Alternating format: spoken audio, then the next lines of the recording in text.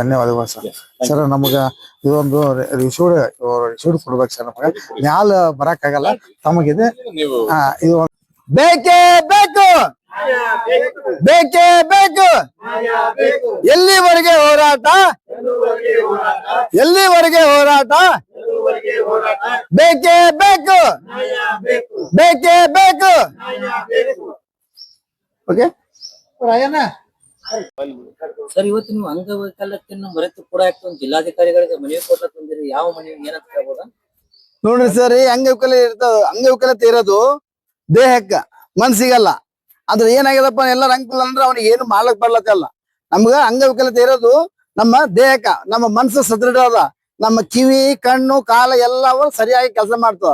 ಏನಪ್ಪಾ ಅಂದ್ರೆ ಸತತವಾಗಿ 110 ದಿನ ಹೋರಾಟ ಮಾಡುವಾಗ ನಮ್ಮ ಒಂದು ಶಾಂತಿಯುತವಾದ ಹೋರಾಟ, ನಾವು ಉಗ್ರ ಹೋರಾಟ ಮಾಡ್ಬೇಕಾದ್ರೆ 110 ದಿವಸ ನಾವು ಯಾವಾಗ್ಲೂ ಕೂಡ ಮಾಡ್ಬಿಡ್ತಿದ್ದೆವು.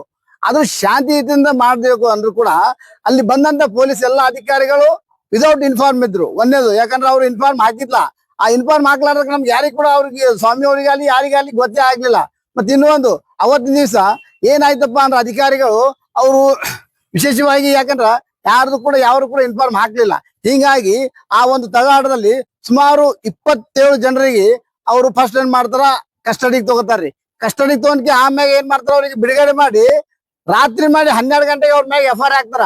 ಯಾಕಂದ್ರೆ ಇದರಲ್ಲಿ ರಾಜಕೀಯ ಷಡ್ಯಂತ್ರ ಸಂಪೂರ್ಣವಾಗಿ ಗೊತ್ತಾಗ್ತದೆ. ಯಾಕಂದ್ರೆ ಅವ್ರಿಗೆ ಅಧಿಕಾರಿಗಳಿಗೆ ಬಂದಂತ ಎಲ್ಲಾ ಫೋನ್ಗಳು ಚೆಕಪ್ ಟ್ರ್ಯಾಕ್ ಆಗ್ಬೇಕು. ಮತ್ತೆ ಇನ್ನೊಂದು, ಯಾರ ಒಂದು ಒತ್ತಡದಿಂದ ಇವ್ರು ಈ ಒಂದು ಕಾರ್ಯವನ್ನು ಫಸ್ಟ್ ಅರೆಸ್ಟ್ ಮಾಡ್ತಾರ, ಆಮೇಲೆ FIR ಮಾಡ್ತಾರ. ನಾವು ಒಂದು ಕೇಸ್ ಕೊಡ್ಬೇಕಂತ ಅಂದ್ರ ನಮಗೆ ಈ ಸ್ಟೇಷನ್ ಆ ಸ್ಟೇಷನ್ ಅಂತ ನಮ್ಮ ವ್ಯಾಪ್ತಿ ಬರ್ತೇವೆ. 3-4 ಸಲ ಓಡಾಡ್ತಾರ.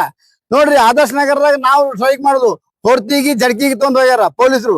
ಹೊರ್ತಿಗಿ ಜಡ್ಕಿಗೆ ತೊಗೊಂಡೋಗಿ ಅಲ್ಲಿ ಅವ್ರಿಗೆ ಟಾರ್ಚರ್ ಮಾಡಿ ಇನ್ನೊಬ್ಬ ನಮ್ಮ ಸಹಾಯಕ ಅವನಿಗೆ ಹೊಡೆದಿದ್ದಾರೆ. ಈಗ ಅವನಿಗೆ ಅಡ್ಮಿಟ್ ಆಗ್ಯದ, ಈಗ ಬರಟಿಗೆ ಎತ್ತಿದಾರ, ಅವ್ರಿಗೆ ಅಡ್ಮಿಟ್ ಮಾಡಿದೀವಿ. ಇದು ಯಾಕಪ್ಪ ಅಂದ್ರ ನಾವು ಮಾಡುವಂತ ಹೋರಾಟ ಇಲ್ಲಿ ಬಿಜಾಪುರ ಜಿಲ್ಲೆ ಇರುವಂತ ಬಡವ ಮಕ್ಕಳಿಗೋಸ್ಕರ ಇರುವಂತ ಒಂದು ಮೆಡಿಕಲ್ ಕಾಲೇಜ್, ಇಲ್ಲಿ ಯಾರದೇ ಅಲ್ಲಿ ಸ್ವಾರ್ಥಕ್ಕೋಸ್ಕರ. ಈ ರೀತಿಯಲ್ಲಿ ಈ ಅಧಿಕಾರಿಗಳಿಗೆ ಮನಪೂರ್ವಕ ಪರೀಕ್ಷೆ ಮಾಡ್ಬೇಕು. ಯಾಕಂದ್ರೆ ಯಾವ ಒತ್ತಡದಿಂದ ಅವ್ರು ಈ ರೀತಿ ಮಾಡಿದಾರ, ಯಾಕೆ ಇವ್ರಿಗೆ ಕೇಸ್ ಹಾಕಿದಾರ ಅಂತ ಇದ್ರ ಸಂಪೂರ್ಣ ತನಿಖೆ ಮಾಡಿ ತಪ್ಪಿಸ್ತರ ಮ್ಯಾಗ ಕಾನೂನು ಕ್ರಮ ಕೈಗೊಳ್ಬೇಕು. ಅದನ್ನ ನಾವು ಖಂಡಿಸಿ ಇವತ್ತು ದಿವಸ ರಾಜ್ಯಪಾಲರಿಗೆ ಮತ್ತು ರಾಷ್ಟ್ರಪತಿಗೆ ಮತ್ತು ಮಾನವ ಹಕ್ಕುಗಳಿಗೆ ಕೂಡ ನಾವು ಈ ಸಮಯದಲ್ಲಿ ಮನವಿ ಕೊಡ್ತಾ ಇದ್ವಿ. ಸರ್, ಆರಕ್ಷಕರ ಮೇಲೆ ಕೈ ಮಾಡುದು ಎಷ್ಟು ಒಳ್ಳೇದಂತ ನೋಡ್ರಿ, ಆರಕ್ಷಕರು ನಾವು ಒಪ್ಕೋತೀವಿ. ನೋಡ್ರಿ, ಈಗ ಕ್ಯಾವಿ ಮೊದಲು ಹುಡ್ತು ಅಥವಾ ಕಾಕಿ ಹುಡ್ತು, ಎರಡು ಒಂದು ದೇಶದ ಎರಡು ಕಣ್ಣಿದ್ದಾಗ ನಾವು ಎರಡೂ ಕೂಡ ರೆಸ್ಪೆಕ್ಟ್ ಮಾಡ್ತೀವಿ. ಬಟ್ ಒಂದು ಮಾತ, ನಿಮಗ ಕಾವಿಗಿದ್ದಟ್ಟೆ ಗೌರವ, ನಾವು ಕಾಕಿಗೆ ಕೊಡ್ತೀವಿ ಕಾಕಿದಟ್ಟು.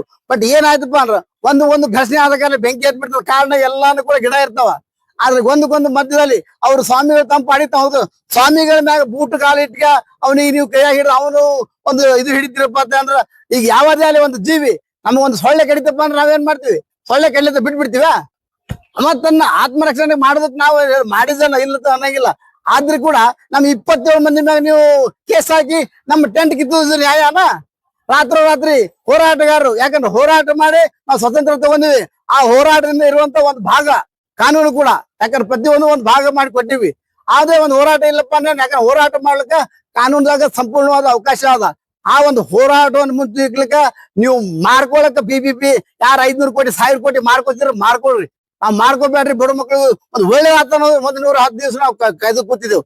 ಆದ್ರೆ ನೀವು ಇವತ್ತು ದಿವಸ ಯಾವ್ದೋ ರಾಜಕೀಯ ಒತ್ತಡದಿಂದ ಉದ್ದೇಶಪೂರ್ವಕವಾಗಿ ಆ ಹೋರಾಟದ ಮ್ಯಾಗ ನೀವು ಕೇಸ್ ಹಾಕಿ ಅದನ್ನ ನೀವ್ ಏನ್ ಮಾಡ್ತಾ ಇದ್ದೀರಿ, ಏನಪ್ಪಾ ಯಾರು ಶ್ರೀಮಂತರಿದ್ರೆ ಅವ್ರಿಗೆ ಮಾಡ್ಕೋಬೇಕಂತಂದ್ರೆ ನೀವು ಮಾಡ್ಕೊಳಕ್ಕೆ ಹೋಗ್ರಿ. ಆದ್ರ ನೀವು ಈ ಸದ್ಯ ಬೇಗವಾಗಿ ನಮ್ಮ ಒಂದು ಅದಕ್ಕೆ ನಮ್ಮ ಹೋರಾಟಗಾರ ಮೇಲೆ ಹಾಕೋದು ಕೇಸ್ಗಳು ಹಿಂದೆ ತಗೋಬೇಕು. ಇಲ್ಲಿಕಂದ್ರೆ ನಾವಿದು ಕಾನೂನಾತ್ಮಕ ಹೋರಾಟ ಮಾಡ್ತೀವಿ. ಅಶೋಕ್ ವಾಲಿಕರ್, ಜಿಲ್ಲಾ ಪ್ರಧಾನ ಕಾರ್ಯದರ್ಶಿಗಳು, ಕರ್ನಾಟಕ ರಾಜ್ಯ ಅಂಗಗಳು ಹಾಗೂ ಪಾಲಕರ ಒಕ್ಕೂಟ. Thank you.